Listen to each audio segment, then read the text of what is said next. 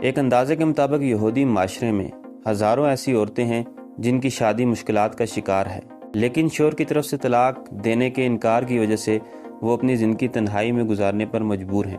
بعض اوقات ان کو اس تکلیف دہ صورتحال سے نکلنے میں برسوں بیت جاتے ہیں۔ سوشانہ بھی ایسی ہی صورتحال سے دوچار ہے۔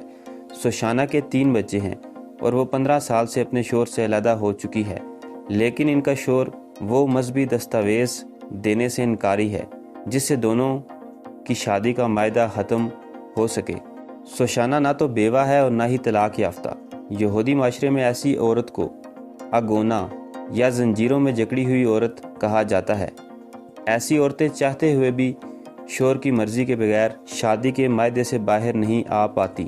یہودی مذہب میں عورت کو شادی کے معاہدے سے نکلنے کے لیے خاوند سے ایسی دستاویز چاہیے ہوتی ہے جس کے بغیر شادی کا معاہدہ ختم نہیں ہو سکتا۔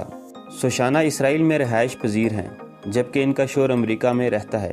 اسرائیل کی یہودی عدالت کی طرف سے سوشانہ کے شوہر کو حکم دیا جا چکا ہے کہ وہ اس شادی کو ختم کرنے کے لیے ضروری دستاویز جاری کرے، لیکن اس کے شوہر نے یہودی عدالت کا حکم ماننے سے انکار کر دیا۔ سوشانہ کے شوہر نے اپنا موقف ای میل کے ذریعے بتاتے ہوئے کہا کہ سوشانہ اور ان کے درمیان بچوں کی حفاظت اور ان سے ملاقات کے معاملے پر تنازع جاری ہے، جس کی وجہ سے یہ سوشانہ کو طلاق کی دستاویز جاری نہیں کر رہے۔ یہودی قانون کے تحت شادی دونوں افراد کی مرضی سے ہوتی ہے، لہٰذا اس کا خاتمہ بھی دونوں کی مرضی سے ہی ہونا چاہیے۔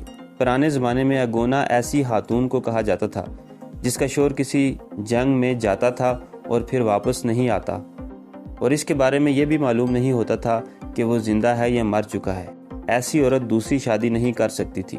سوشانہ کو یقین نہیں ہے کہ وہ دوبارہ شادی کر سکے گی، لیکن اسے امید ہے کہ ایک وقت آئے گا جب وہ کم از کم آزاد تو ہو جائے گی اور اپنے فیصلے خود کر سکے گی۔